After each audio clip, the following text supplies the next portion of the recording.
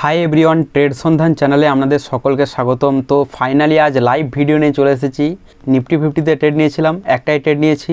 সম্পূর্ণ live video করা আছে, কারণ আপনাদের জানি যে লাইভ ভিডিও দেখতেই পছন্দ হয়।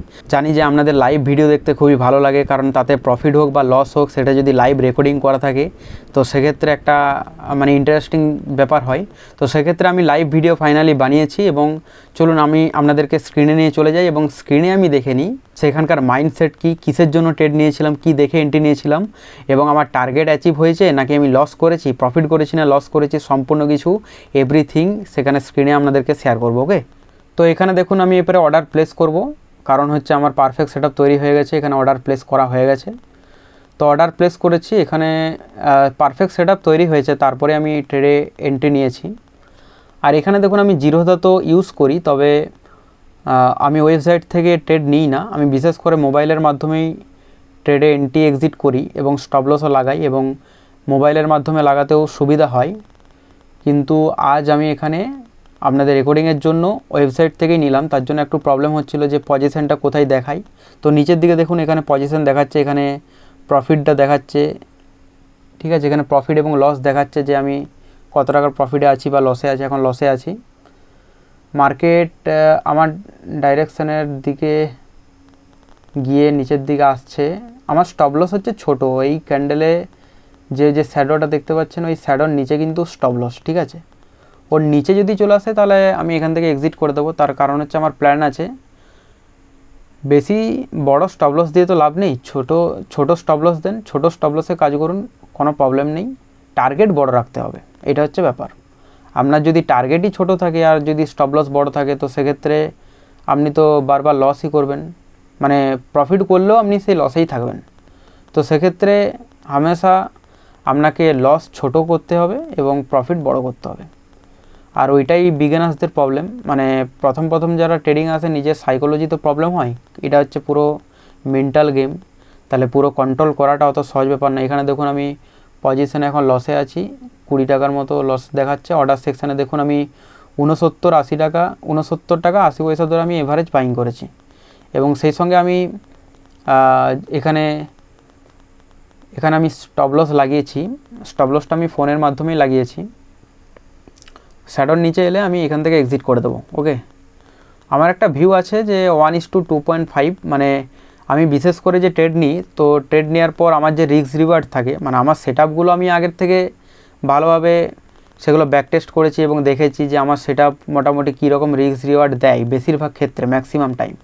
তো সেটা দেখা গেছে যে 1:2.5 খুব ইজিলি দিয়ে দেয়। তো ওই হিসাবে আমার এটাও প্ল্যান আছে যে 1:2.5 আমি বুক করব। হয় প্রফিট হবে, প্রফিট যদি হয় তাহলে 2.5 রিস্ক রিওয়ার্ড অনুযায়ী, আর যদি লস হয় 1, মানে হিসাব করে দেখতে গেলে আমার যদি প্রফিট হয় তো সেক্ষেত্রে যেহেতু আমি 50 কোয়ান্টিটিতে ট্রেড নিয়েছি, আমার প্রফিট হলে ওই 350 টাকার আশেপাশে হবে, এবং যদি লস হয় তাহলে 150 টাকার মতো, মানে রিস্ক রিওয়ার্ড ভালোই আছে। দেখুন মার্কেট এখন কিন্তু আমার অপোজিটে চলছে, স্টপ লসও হিট হয়ে যেতে পারে, তবে একটা উম্মিদ তো আছে মার্কেটে একটা উপরের দিকে যাওয়ার, কিন্তু আদৌ যাবে কি না বলতে পারছি না। সেটআপ তো পারফেক্টলি তৈরি করেছিল, একটা ভরসা আছে, কনফিডেন্স আছে। দেখুন সেটআপে তখনই এন্ট্রি নেবেন, মানে আপনার সেটআপ তৈরি হলেই এন্ট্রি নেবেন, এবং এন্ট্রি বিশেষ করে তখনই নেবেন যখন আপনার কনফিডেন্স খুব ভালোভাবে থাকবে। মানে সেই সেটআপে যদি আপনার কনফিডেন্স না থাকে তাহলে লসের পসিবিলিটি বেশি হবে। তো এটাতে একটা কনফিডেন্স তো আছে। আমি আপনাদেরকে শেষে পুরো এক্সপ্লেন করব যে আমি ঠিক মানে এখানে যে ট্রেডটা নিলাম তার উদ্দেশ্য কী এবং সেখানকার সাইকোলজি কী, মানে বেশিরভাগ যারা রিটেল তারা ঠিক কেন ফাঁসে। তো এখানে দেখুন ফাইনালি আমি আমার এন্ট্রি প্রাইস থেকে উপরের দিকে যাচ্ছে। এখানে তো ক্যান্ডেলটা দেখে যেটা মনে হচ্ছে যে ভালোই বায়ার্স হচ্ছে এখানে স্ট্রং আছে, এবং নিফটিতে দেখুন নিফটির যে নিফটির ক্যান্ডেল যেটা মনে হচ্ছে যে নিচের দিকে একটা ভালো রকম মোমেন্টাম দিতে পারে, কারণ বায়ার্স উপরের দিকে গেছে। বায়ার্স উপরের দিকে নিয়ে গেলেও এখানে সেলার্সের স্পিড তো নিচের দিকে আসার কথা, দেখা যাক কি হয়। প্রপার স্টপ লস এবং টার্গেট ডিসাইড আছে, নো প্রবলেম। মিডিলের ডিসিশন চেঞ্জ করা চলবে না, তার কারণ হচ্ছে যে মিডিলের ডিসিশন আমি অনেকবারই চেঞ্জ করেই ফেসেছি, এবং এই প্রবলেমটা আমি অনেকবারই করেছি অলরেডি। এই যে ধরুন এখানে আমি এন্ট্রি নিয়েছি, এবার এন্ট্রি নেওয়ার পর আমার একটা স্টপ লস এবং একটা টার্গেট ফিক্স আছে। এবার মার্কেট সামান্য একটু আমার টার্গেটের দিকে যাচ্ছে, তো সেক্ষেত্রে কি হয়, এখানে মার্কেট যদি তার পরের ক্যান্ডেল নিচের দিকে চলেও আসে, তো আমি আগে যেটা করতাম, আগে কি করতাম, আমার প্রপার এসএলের জন্য আমি ওয়েট করতাম না, তার আগে এক্সিট করে দিতাম। তো সেখান থেকে আবার মার্কেট আমার ডাইরেকশানে যেত। তো এই প্রবলেমটা আমি অনেকবারই ফেস করেছি। তো এখানে আমি কোনো রকম ডিসিশন চেঞ্জ করব না, হয় স্টপ লস হিট হবে নাই target, that's it.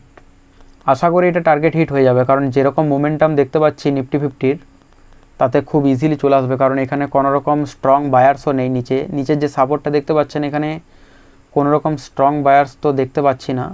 That means মার্কেটকে উপরের দিকে ওঠানোর তো চান্স খুব কম। মানে এখানে যে স্ট্রাইক প্রাইস দেখুন আমার টার্গেটের কাছে কিন্তু চলে যাচ্ছে, টার্গেটের প্রায় কাছাকাছি চলে গেছে, 80% কাছাকাছি চলে গেছে। আশা করি হিট হয়ে যাবে, আর একটু ওয়েট করা যাক।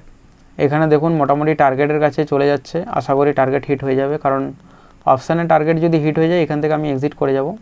তো এখানে দেখুন আমি ফাইনালি প্রফিট বুক করে নিয়েছি, এখানে 350 টাকার মতো প্রফিট হয়েছে।